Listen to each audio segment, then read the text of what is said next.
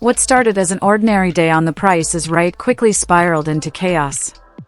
A college student stepped up to play Plinko, dropped her first chip, and it landed perfectly in the $10,000 slot. The audience erupted with cheers.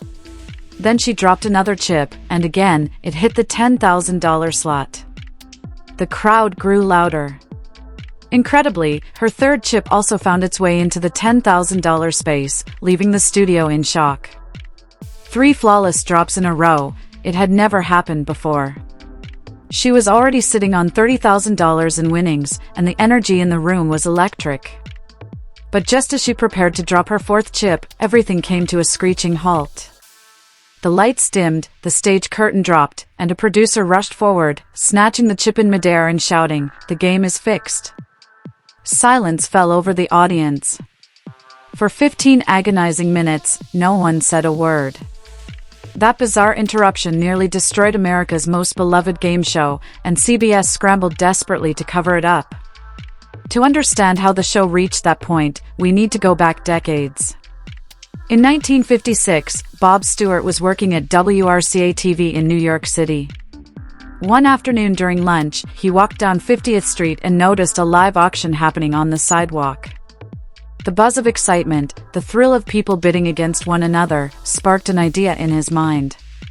What if there was a game show where contestants guessed prices? He decided to call his concept The Auctioneer.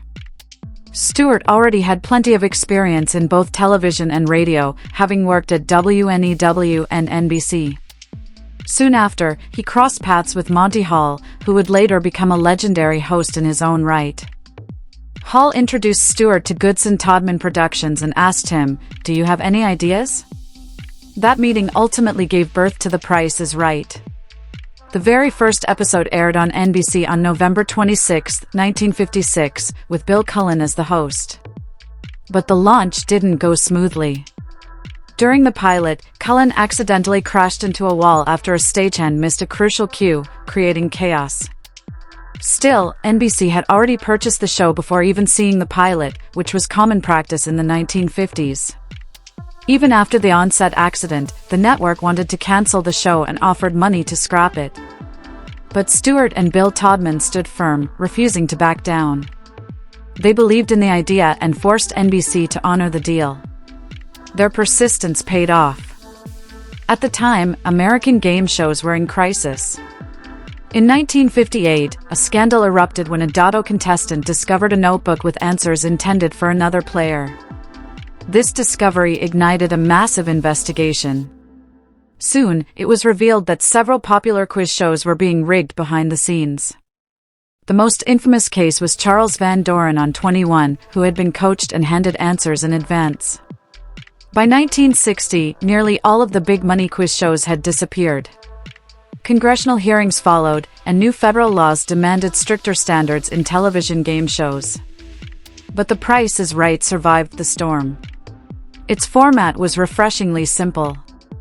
Contestants guessed the prices of everyday items, and the rule was clear: don't go over. There was no way to manipulate the outcome. Bill Cullen's hosting and Don Pardo's announcing brought charm and credibility. Viewers embraced it quickly, and by the fall of 1957, it was popular enough to earn a primetime version. It even became the first game show to air in color. While other shows crumbled under the weight of scandal, The Price is Right gained a reputation for honesty, earning the trust of audiences who were tired of deception. However, in 1963, the ratings slipped, and NBC decided to cancel the show. ABC immediately swooped in, reviving it on September 9, 1963. The network made a few adjustments. Johnny Gilbert replaced Don Pardo as the announcer, celebrity guests were added, and they sometimes played on behalf of random audience members.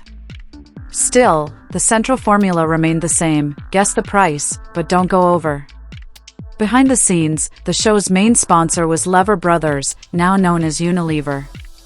They used the program as a platform to promote products like Imperial Margarine, Whisk Detergent, and Handy Andy Cleaner. But their Dove Beauty Bar stood out the most. Every week, contestants were given Dove bars whether they won or lost, and this clever bit of marketing helped Dove grow into a global brand. Interestingly, in 2022, the company reduced the size of its soap bar from 100 grams to 90 grams while keeping the price the same, or even raising it. Despite those efforts to keep the format fresh, the show's original run eventually ended on September 3, 1965. Its primetime version had already been cancelled in 1964, leaving only the daytime version, which limped on for one more year. One unusual problem had been how skilled viewers became at guessing prices. The show even had a home viewer showcase, where audiences mailed in their guesses. But by 1959, one prize package resulted in a staggering 32-way tie. Producers had to sift through mountains of mail and resolve the winners via telegram and phone calls. It became a logistical nightmare, and eventually, the feature was scrapped. After disappearing for 7 years, The Price is Right made a triumphant return on September 4, 1972. This time, it looked and felt like a whole new show. CBS brought it back under the title The New Price is Right. Gone was the old quiz format. The revamped version was focused entirely on contestants guessing the prices of everyday products, bidding in whole dollars without going over the actual price. Initially, the episodes were just 30 minutes long and featured 3 pricing games. But it didn't take long for viewers to get hooked. By June 1973, the word new was dropped from the title, and the show had found its permanent identity. Its charm was in its simplicity. Anyone could play, there was no need to be especially smart or quick-witted. All you needed was a good sense of what things cost. In a television world still scarred by memories of rigged quiz shows, The Price is Right felt refreshingly authentic. In 1972, announcer Johnny Olson introduced something that would become legendary. For the first time, he shouted, "Come on down!" That simple phrase ignited the crowd like never before. People screamed, hugged strangers, and dashed toward the stage in pure excitement. Over time, it became tradition for contestants to rehearse their come-on-down reactions at home, whether it was cartwheels, dance moves, or tears. Years later, the show would replay old clips of contestants fainting, tumbling, or being carried to the front. All of it traced back to those 3 iconic words. Another turning point came on December 1, 1975, when the show doubled in length.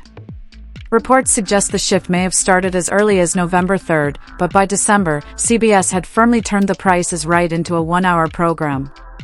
This expansion allowed for 6 pricing games instead of 3 and introduced a brand new feature, the Showcase Showdown.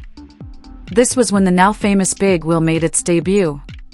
The wheel had 20 segments ranging from 5 cents to exactly $1 in 5-cent increments. Contestants spun to get as close to $1 as possible without going over. Landing on exactly $1 earned a bonus, initially $1,000 between 1975 and 1978, later increased with additional prizes and bonus spins. The design of the wheel was genius, weighted to make the dollar spot feel within reach but still elusive enough to build suspense.